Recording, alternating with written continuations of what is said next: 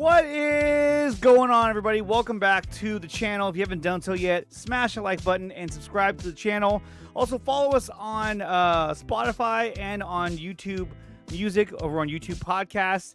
The show will be immediately available on YouTube Podcasts as soon at the conclusion of the stream, and then I'll upload onto Spotify a little bit later today. So if you're watching on YouTube, then you get to watch it and see it live. So that's cool. But like I said, make sure you follow me on Spotify. It would help me out a lot.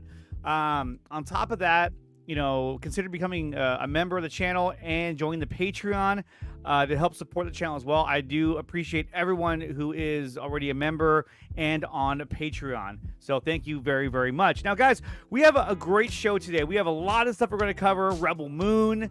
We're going to talk about some Batman Brave and the Bold. We're going to talk about James Gunn clapping on some fucking fake grifters, which I love it. I love when he does that. But at the same time, I don't like it when he says some shit that he can't follow through on. And we're going to talk about that as well, because, I mean, look, he claps on some liars, but at the same time, he's kind of a little bit of a liar himself in a certain kind of way. So we're going to talk about that a little bit as well. And we're going to talk about Blue Beetle. I got a chance to see Blue Beetle over the weekend, and I absolutely loved it. So we're going to talk about that. There are some things I didn't like about it, obviously, but we are going to talk about that. So I'll give you my impression on Blue Beetle as we move on in the show. But guys, how are you doing today? I hope you're having a great day. John writes, saw Blue Beetle yesterday, and it's my favorite DC movie of the year so far. You know what? I would actually agree that I think Blue Beetle is the best of the year of heroes. That never actually happened. Out of all the films that came out, I mean, the Batman, I think, is probably the best one. But out of that whole group that Walter Hamada was working on, I think that Blue Beetle, aside from the Batman, was the best one.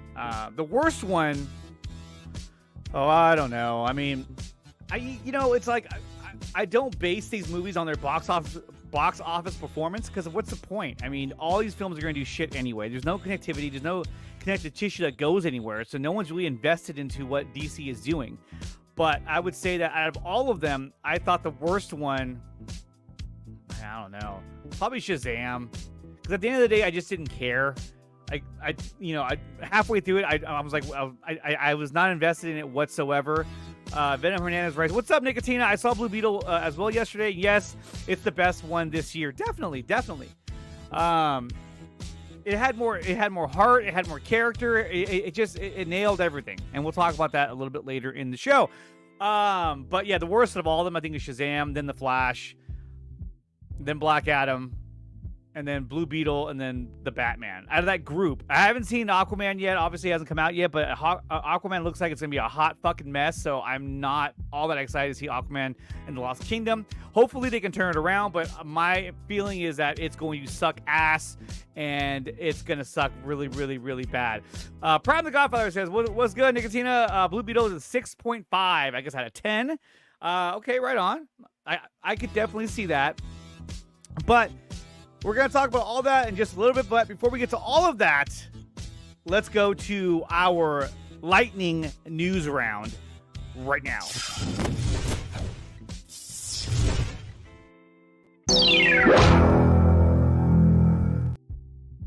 Well, there you have it, guys. Meg 2, The Trench, outgrows The Flash in only 2 weeks. That's sad, sad news for The Flash. I mean, if you would have told me that, hey, when The Flash comes out, Meg 2 is going to outgross it in 2 weeks, no one would have believed you. They'd have been like, yeah, right. But that was the case. And honestly, The Flash isn't a terrible movie, but it has some things in it that I don't like. And it does feel like a Franken movie because it's so segmented that it's so fucked up that you know that it could have been better. You know that they had the right idea, but the execution and the fact that it was going through multiple regimes, I think that played a huge factor in it feeling a bit disjointed. The whole Chrono Ball thing, I think I didn't like that. I didn't like how it looked. The VFX looked terrible. But anyway, Meg 2, The Trench, outgrows The Flash in only 2 weeks. And The Flash has ended its theatrical run as well. And it has taken a loss. And hopefully it'll do better on VOD. But let's go on to our next topic. J-Lo posts a post about Ben Affleck. She says, 1 year ago today, heart, dear Ben, sitting here alone, looking at my ring, feeling overwhelmed. It makes me want to sing. How do we end up here without a rewind? Oh my, this is my life. Jennifer. Hashtag Dear Ben Part 2. Hashtag This Is Me Now. Hashtag Make the Batfleck Movie. I add that last part. But yeah, so right on. She's very happy with Ben Affleck. See Bruce Wayne, Batfleck right there, looking like a stud, carrying J-Lo with that big old booty. And look at that. Full-on fireworks display. And those aren't just like the ones you buy at the stands in the parking lot. Those are the real thing. That's the kind of shit you get at Disneyland. That's fucking crazy. But hey, congratulations to the two of them. I'm glad they're happy. And I hope we get to see him again as Batman. Here's some art from our good friend Axel Droga. He says, "Till death do us part." Here we have Harley having a hallucination of her and Joker's honeymoon as they watch the world burn. And that was kind of cool because, hey, this is Axel and he's doing some art. Let's pull that up. You see Harley and the Joker, and you have a Joker Batman as well. So pretty cool art from Axel Droga. So check him out on Twitter and on DeviantArt as well. But good job, Axel. I like it. And anyone listening on Spotify, if you go to Axel Droga on Twitter, you can see the image I'm talking about. It has Harley Quinn, the Joker, and a Joker Batman all together with the world burning behind them. It's pretty cool art. So thank you, Axel. So taking a look at the all DCEU domestic opening weekend totals, right? Now, it does have Blue Beetle on here, but it just came out, and, well, we all know how that goes. So, when you look at this, right, when you look at the numbers, Man of Steel, opening weekend, 116 million, BVS, 170 million, Suicide Squad, 133 million, and it continues to drop as, I'm going to say this out loud, as they move away from Zack Snyder, it just got worse and worse and worse. And I think that if you were going to move away from Zack Snyder, then you needed to have a connective tissue, an overall storyline, and they didn't have that. And that was the problem with the DCEU, is that nothing feels connected. Nothing feels connected. And that's the biggest problem. What's up? What's up, Jamie? What's up, Anthony Beltre? Good to see you, buddy. the numbers are dropping crazy. Exactly. It's just fucking crazy. I mean, here's the thing. When you had Man of Steel, BVS, Suicide Squad, Wonder Woman, you still had a connective tissue with of stories. And then when you got to JL17, the Justice League cut, directed by the douchebag himself, Mr. Joss Whedon. Why did you say that name? It dropped to $94 million. Didn't even do $100 million in its opening weekend. While Man of Steel did 116, BVS did 170. And then from there, it just got worse. Now, Aquaman had a $72 million, which is pretty good. It ended up doing $1 billion, so that's good for Aquaman. And I thought it was a cool movie. It had some stupid scenes in it. But you can see it just gets worse and worse and worse. I mean, look at Wonder Woman 84. Didn't really get a theatrical release as it is. It did get one, but not a very strong one. That only got $16.7 million. Suicide Squad, $26 million. Black Adam. Actually, Black Adam, out of the whole group from Shazam down, that one did the best at $67 million. I saw that opening weekend. Shazam 2, I saw that opening day. Only did $30 million. I mean, at that point, nobody cared. Nobody cared because James Gunn had already announced that he's not going to move forward to Henry Cavill. That he's going to reboot or restart the DC or the DCU at this point. And so it became a thing of why be invested in Shazam 2? Why be invested in The Flash? I was hoping The Flash would clearly set up the DCU, and it didn't. It just sort of ended with him being lost in the multiverse, and I thought that was a huge misstep by James Gunn and DC Studios. I thought that film should have solidified the fact that the universe had just been reset, and the next time you see these characters will be James Gunn's DCU. And they didn't do that, and that's too bad because The Flash ended on a dull note, and then Blue Beetle, $25.4 million. And I actually like Blue Beetle. I like Blue Beetle more than The Flash, more than Shazam 2, more than Black Adam, more than the Suicide Squad. I mean, Blue Beetle would come... I actually liked it. I would say it's right above the first Shazam. So it would be like right here. So Aquaman, and then Blue Beetle, and then Shazam in terms of how I like my movies. And then Zack Snyder's Justice League would be in the top, which still to this day, I think that if Zack Snyder's Justice League was the one that they released, that would have saved the DCEU. That would have solidified it, and people would have been hooked on the DCEU.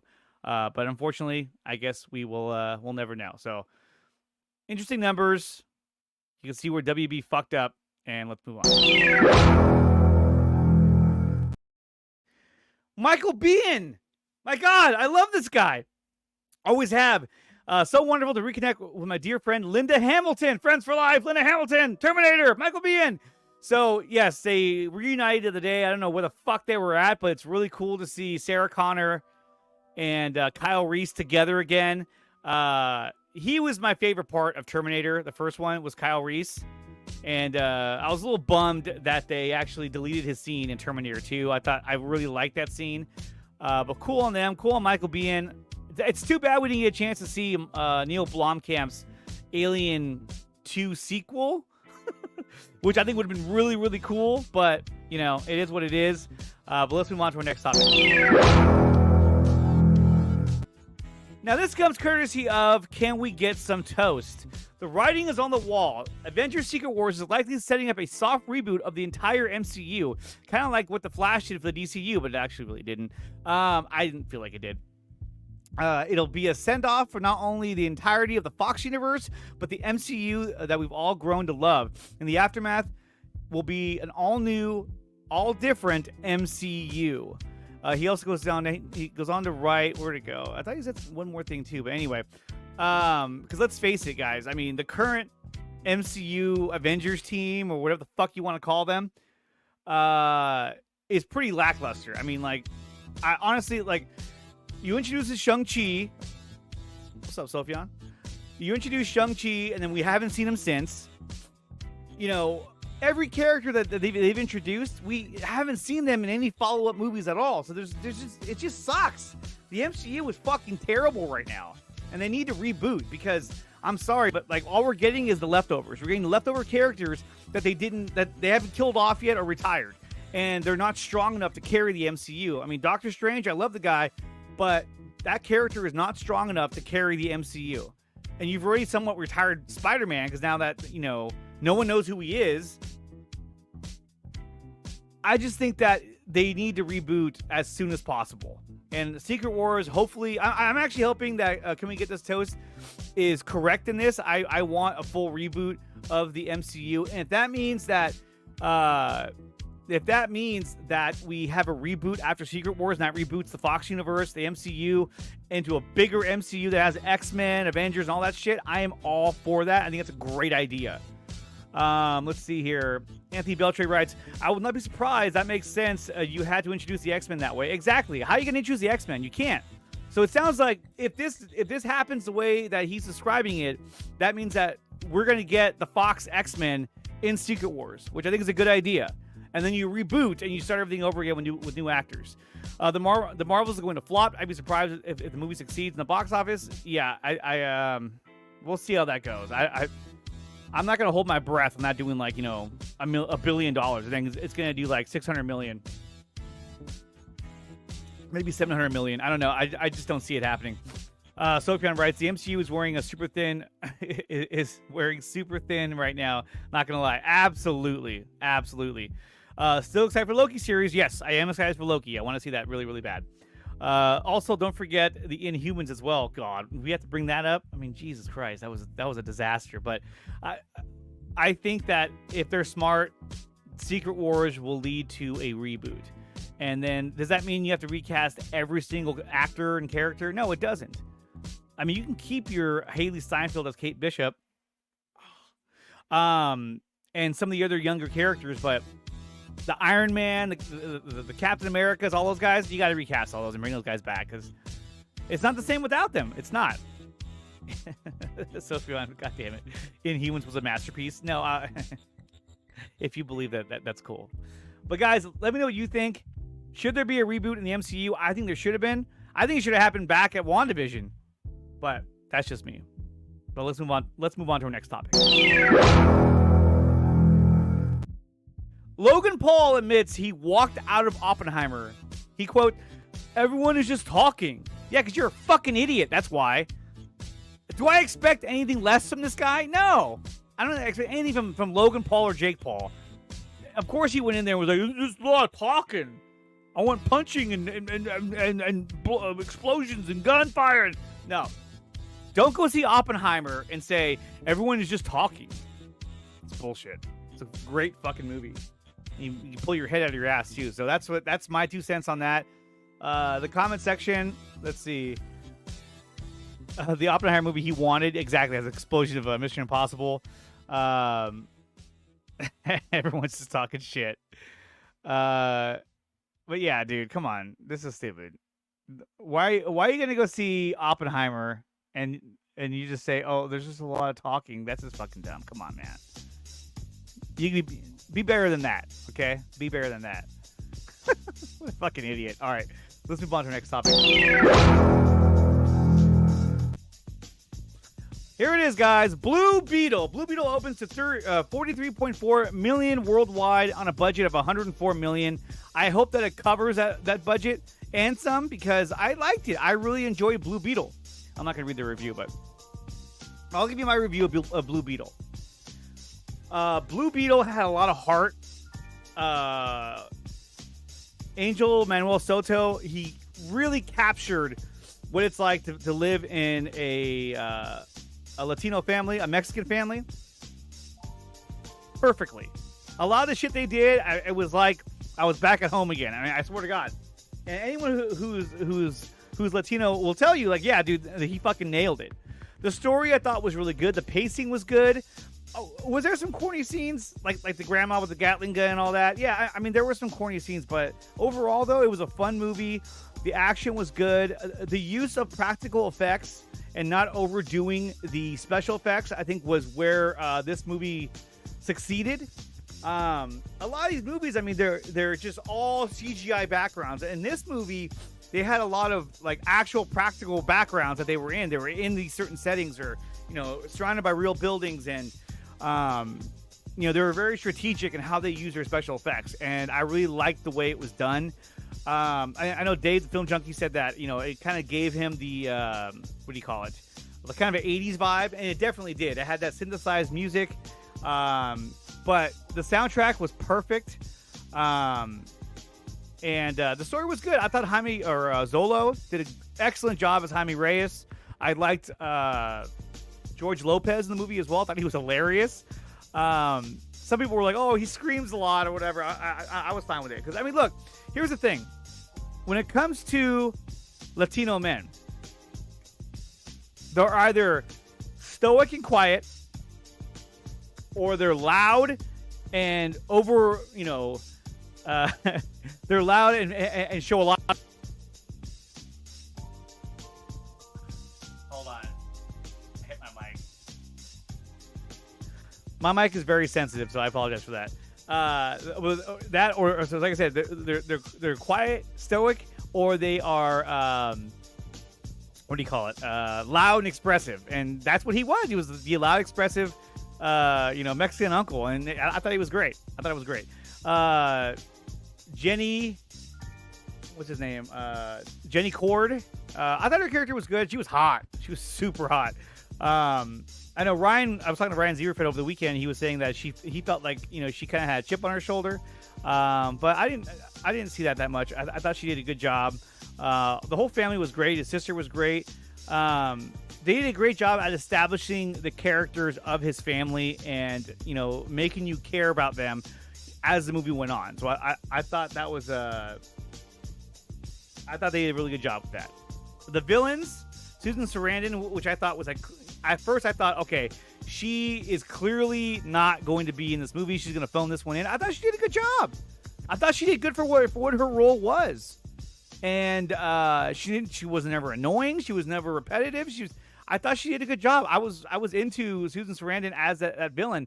And then the other villain in the OMAC suit, I liked him too.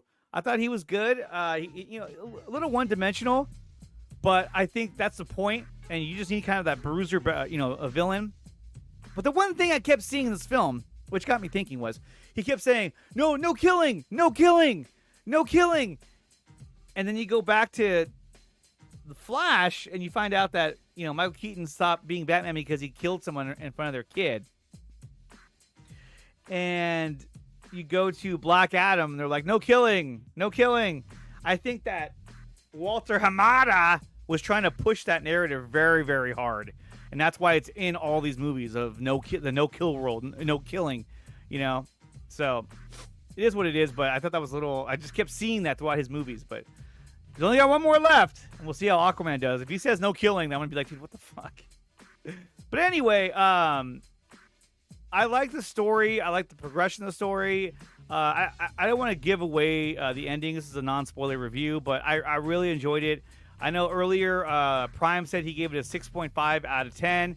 Guys, in the chat, let me know, or in the comment section below, if you're watching this later, let me know out of 10, what do you give Blue Beetle? I would give it I think I would actually give it 8 out of 10. I really, really enjoyed Blue Beetle. I thought it was a lot of fun. And I just thought it was a cool movie. And I love the special effects. I like the story. I like the end credit scenes. And I think with this film, too, you had,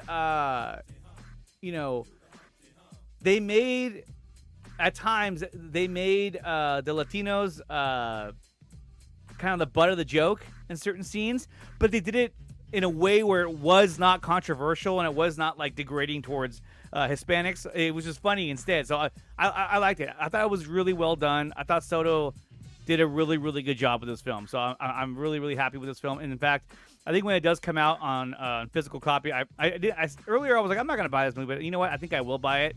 It's the first Latino superhero for the DC, and I think they did a really, really good job. So I really, really enjoyed Blue Beetle, and I would suggest you go see it in theaters. Sophion gave it an 8.5 out of 10. Venom gives it a 7.5 out of 10, and John gave it a 9 out of 10. So, see, really high ratings. Jamie also gave it 8 to 8.5, which is awesome. It's a good movie, and it's not a film, when it came to The Flash, right? I think The Flash had an overinflated budget because of scenes like the baby scene. Like, that's a fucking expensive scene. They probably spent a fuck ton of money on that baby scene, and it was unnecessary. The Chrono Ball scene, all that shit. I would prefer they cut out that baby scene and not even finish that scene. And but that's just me. That's just how I feel about it. just thought was really corny, really stupid. Putting baby in a microwave? Come on, man. You can't put babies in a microwave. What are you thinking? I mean, when you look at the Flash and all the CGI they put in there, that's why it was so expensive. And even at the end, it didn't look that good. So, but this film, the fact that they did a lot of practical effects. What's up, Kinky? They used more practical effects. It made the movie look more realistic, and it just felt more grounded and not really grounded, but nothing ever felt like you were staring at a green screen. Nothing felt like, oh, that whole background that he's at is not even there. It never felt that way.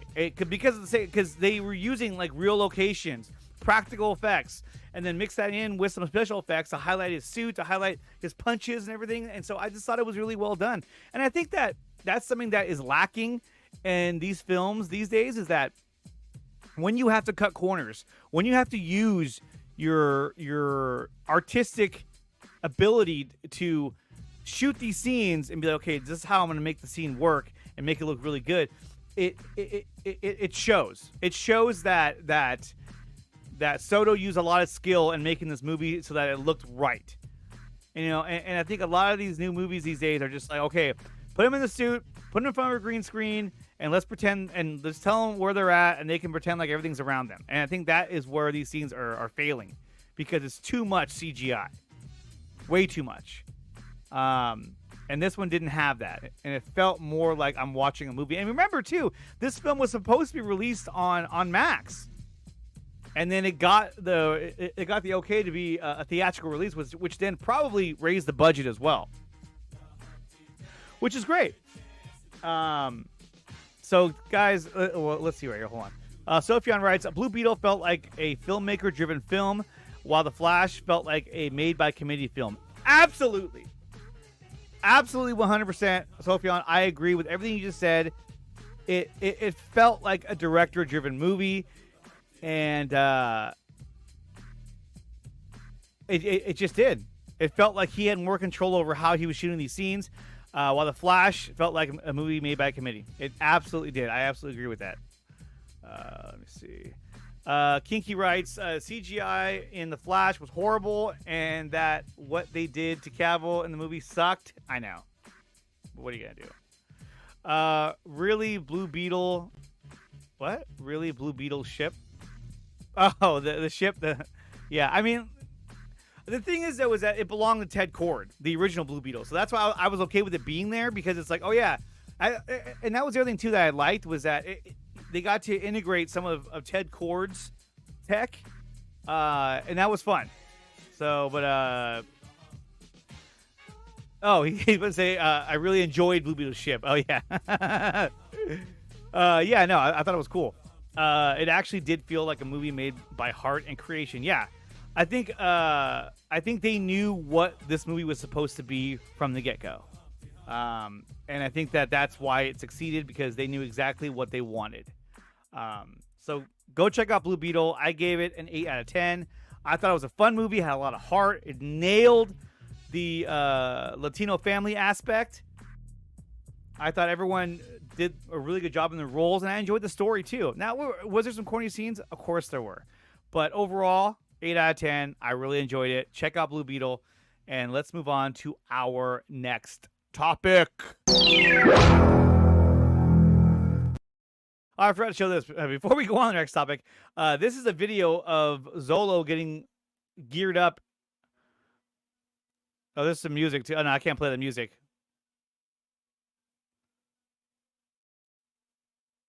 All right, shut that up, jeez. Okay. And you can see, this is what it takes to get Zolo dressed up as Blue Beetle. This is not like a zipper in the back. He just hops into a jumpsuit. For everyone listening over on Spotify, we're watching a video of the crew suiting up Zolo to be Blue Beetle and how long it takes. So it's a cool little process, cool video. And you get to see how much of his suit is actually practical. That's actually there. It doesn't light up on its own like the Shazam suit. No, they lit it up with special effects, which is the way you should have done it. And they're putting this the scarab on his back. It's really cool. I really love the suit. Pretty cool. Oh shit. So I just thought that was really cool, and so I wanted to show that to you guys. And if you guys are listening on Spotify, check it out on YouTube. The video is really, really cool. I really liked it. So let's move on. Well, actually, that's going to conclude the lightning news round, and then we're going to go on to our other three topics coming up right now. But thank you for watching the lightning news round.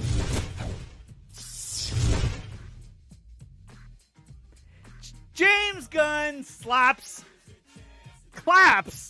on the grifter. Okay, here we go. So I'm not even going to say his name. You can see it on the screen. Sale Abdul put out a tweet that said Ben Affleck had a voice cameo, a voice-only cameo for Blue Beetle, and that was cut by Gunn. It was purely comedic, but it was placed. It plays Blue Beetle film in the Batfleck continuity. James Gunn replied with, "I've never heard of Ben Affleck voice cameo in Beetle, nor has Peter, much less cut one." He actually had another response too, but I don't have it on this picture. And he basically told him that, like, yeah, dude, that's not the case. That we never had a Ben Affleck voice cameo. And then everyone was like, "Oh, fuck this guy." And so, let me see. It's a Sean O'Connell retweeted the picture. Sean O'Connell, people were like, "Yeah, fuck you, dude. Sometimes the scoopers need to hold a massive, massive L." And I agree. I absolutely agree. I love this picture, too. And here's the thing with this.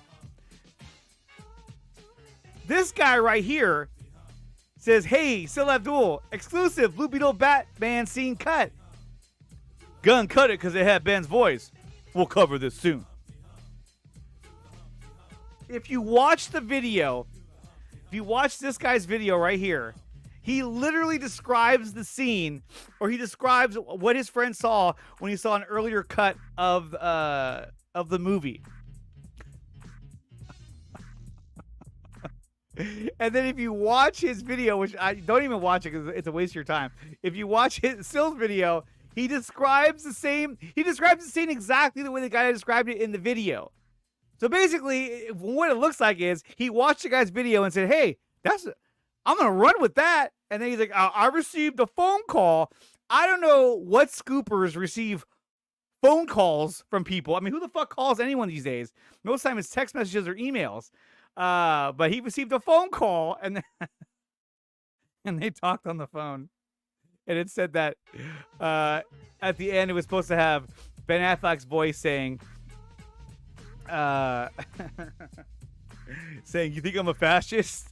But it's like, even if that scene existed, that could have been Michael Keaton, and the guy that he said, "It sounded like Ben Affleck." You don't know that for sure. It's just so fucking stupid. And I love that James Gunn claps on these guys, because it's like, shut the fuck up. It's like, stop making shit up and just report the news. You can't make the news. You can't create fake news and will it into existence. It doesn't work that way. So don't make up shit. Just report it. And pull your head out of your ass. I mean, come on, man. Max, what's up, man? He says, "Hey, boy. Hey, Nicotina. I think Scoopers and James Gunn have a similar track record." And we're going to talk about that, too, because I do agree. There's literally no Ben Affleck movie. There is literally no Ben Affleck. The movie is literally a standalone. Exactly. Phone calls for... That's what I'm saying. Like, your sources are like, "Hey, can I call you on the phone? Can I have your phone number?" It's like, get the fuck out of here, dude. Come on, man. You're showing your age. Come on. I'm getting a call right now from my source. Yeah, they won't text you or DM you or do anything digital. They're going to call you on the phone and want to have a conversation with you for 20, 30 minutes or whatever. Who the fuck? Get the fuck out of here, dude. I received a phone call. Even there, I was just like, oh, God, shut the fuck up. He's the biggest fraud known to man. Yeah, he is. And I used to be friends with the guy, too, but he became the very thing he didn't want to become. He became that. And now he's just a lowlife, dude. I don't know what to tell you. To call a producer of the movie is embarrassing. Yeah, that was the other thing, too. He says, "Yeah, I just got off the phone with the producers, and they have no idea what he's talking about." You know, something to that extent. That's what James Gunn said. That he literally called the producers to double check. So what does he do? What does Sil Abdul do? He backtracks on his stream, and he says, "Well, you see, he had to call his producers because he didn't even know about it." which means that he's not really in control of what's going on. He didn't even know that it was. So this scene must have been cut before he came on, and he was unaware of it. It's like, man, shut the fuck up. Stop trying to create controversy out of your bullshit, out of you getting called out in your bullshit. So I'm done talking about this because I'm not going to give this guy any more time of my life. But if you follow him, hey, that's on you. That's good on you. You know, but this is what when it comes to Sil Abdul, Mikey Sutton, and these grifters, this is for you. Come on, don't bullshit me. Bullshit. Bullshit. Bullshit. Bullshit. Bullshit.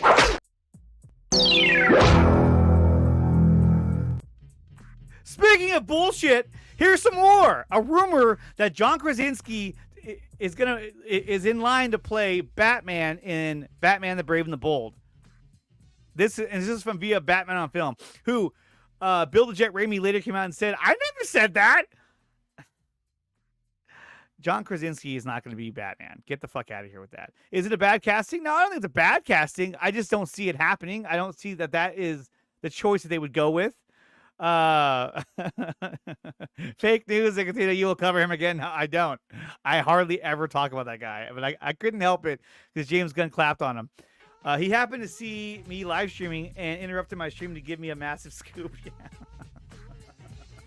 Yeah, yeah, what, a fucking scoop of ice cream? What the fuck? So when it comes to John Krasinski, I don't think that he would be Batman. I don't think he would be the right choice for Batman. I just think that this is all bullshit. Just like how everyone was saying that the girl who played X-23 in the Wolverine was gonna, or in Logan, it was gonna come back in Deadpool 3. I was like, get the fuck out of here. Is it? I think it's possible. I mean, no. I think it's possible Krasinski could play Batman. I just don't think this is the guy they're going to choose. I don't. I think this is just more bullshit that's being thrown out there, and people are running with it. And then you have Bill the Jet Raimi from Batman on Film who's saying, "I'm not a scooper. I never said that. This is bullshit." So, I would say again, this is another load of bullshit. This is bullshit. All right, let's move on. Here it is, you guys. This is it. The trailer. The teaser of the teaser for Rebel Moon was released today by Netflix, and boy, does it look fucking good. Okay, so I'm going to play this. Oh, God. Hold on. I'm going to play this. I'm probably going to get clapped for this, but I love you guys so much that I can't help it. All right, here we go, guys. I'm going to play the music in the background that maybe that'll prevent me from getting clapped on. Why won't it won't unmute. That's weird. Let me just stop this really quick and pull it back up again. I was trying to play it, but it wouldn't unmute. That's weird. Sometimes StreamYard gets weird like that. I don't know why. Okay, here we go. This is the trailer, or the teaser of the teaser for Rebel Moon.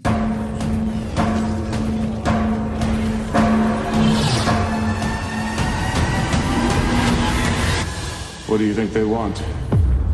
Everything. Woo! That looked fucking cool. I love that shot. I love that shot of the craft flying over the farmland. I thought it was so fucking cool. Well, let me pull this back up, and then we can go through it shot by shot. I love. Look at that. I mean, that's fucking cool right there. And then hold on. Let me actually mute this. There we go. And then you can see her ringing the bell, probably warning her village that they're coming. And this is the shot right here that I really like. That one right here, how it follows behind them. That's a really cool shot. And these are the bad guys, obviously. And you can see up here is like these beautiful waterfalls in the mountains. And there's their village right there. Fuck, it's going to be a good movie. And tomorrow, guys, I believe 11 o'clock, they're going to release the full trailer. Well, it says the teaser trailer for Rebel Moon. And I cannot wait to see it. We've been waiting so long for more Zack Snyder content, and we're going to be getting it with Rebel Moon. I cannot wait to see this. It's going to be so badass. I think this is going to be... Well, look at it this way. The Ahsoka, which I'm excited as fuck for. I'm actually gonna do a watch party that night to watch Ahsoka, even though it's gonna release on Tuesday at 6. But originally, it was gonna release Wednesday at midnight. Was when it was due to release. Ahsoka. Right. After they announced that the trailer for Rebel Moon is gonna drop on Tuesday, Disney announced that they're moving Ahsoka to Tuesday at 6 p.m. Pacific time, 9 p.m. Eastern time. And so it may have just been a coincidence, but I feel like they did that because everyone's going to watch this Rebel Moon trailer and fucking lose their shit. And so in order to compete with Rebel Moon, I feel like they said, hey, let's move it to a better time and let's let them watch that, because I don't think they want everyone talking about Rebel Moon all day long and then kind of forgetting about Ahsoka. Like, oh yeah, that's cool, but I want to see Rebel Moon. I could be dead wrong. I mean, I'm just fucking spitballing here. But I hope you're not affected by Hillary. What? You can see why Netflix won't let Zack Snyder go. I know. I'm gonna go finish my DC movies. Okay, go ahead, Zack. We'll see you when you come back. That's not gonna happen. I hope there's a lot of action in this trailer. I think there will be. But I just think it's coincidence that they moved Ahsoka to 6 p.m. on Tuesday, the same day that Rebel Moon is set to drop its trailer, with Zack Snyder on stage at Gamescom, and to talk about probably the Rebel Moon video game as well. It just seems like a coincidence. They said, hey, let's do it on that day. And it seems like because Rebel Moon is going to be the competition to Star Wars. It's the closest thing that anything coming out anytime soon, this is the closest thing that competes with Star Wars. And so I think that's where they're kind of aiming their that's kind of what they're doing, is saying, hey, this is our competition for Star Wars. So we got to make sure that, we're ready for it. And not only that, Rebel Moon parts 1 and 2 is actually going to be a third part too. It looks like part 2 will release as soon as April of next year.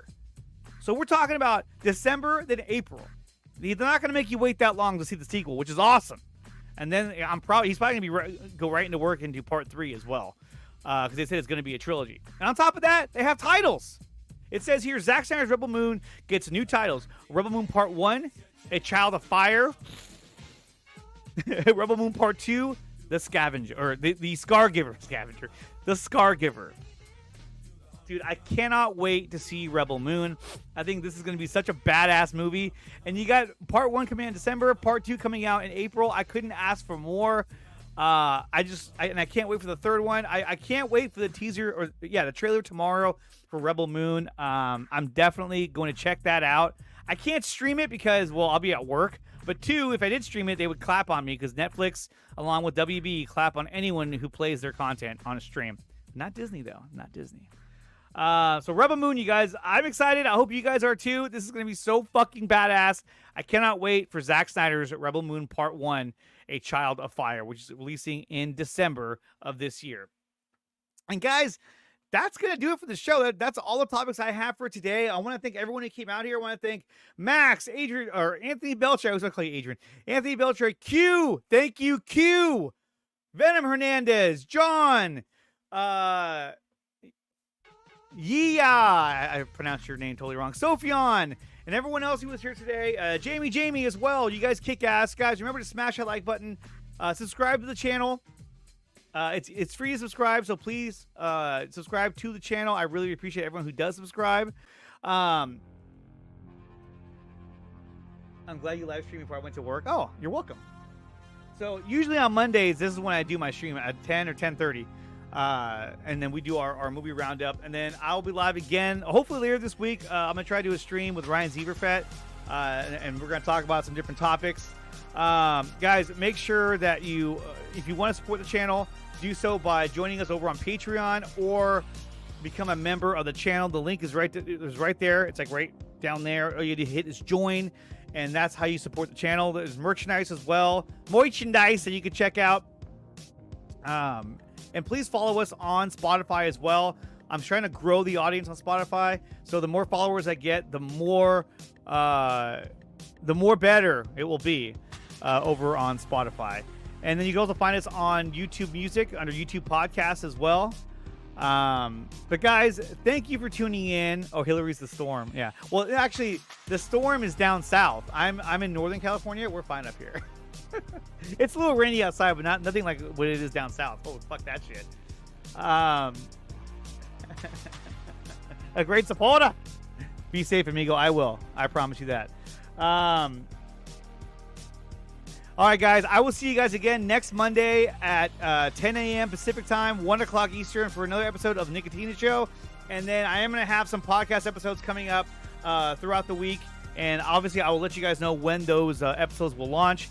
And then I'll see you again Thursday, 7:30 p.m. Eastern time on the 4 Nerds Network for another episode of the 4 Nerds. So definitely check out the 4 Nerds Network channel and check out Project Justice League, which is bringing Zack Snyder's storyboards to life. The unused storyboards of the Zack Snyder quadrilogy, his whole story, his whole arc.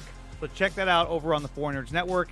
And other than that, you guys have a wonderful week. I hope you guys had a wonderful weekend. And I will see you guys next time. Peace!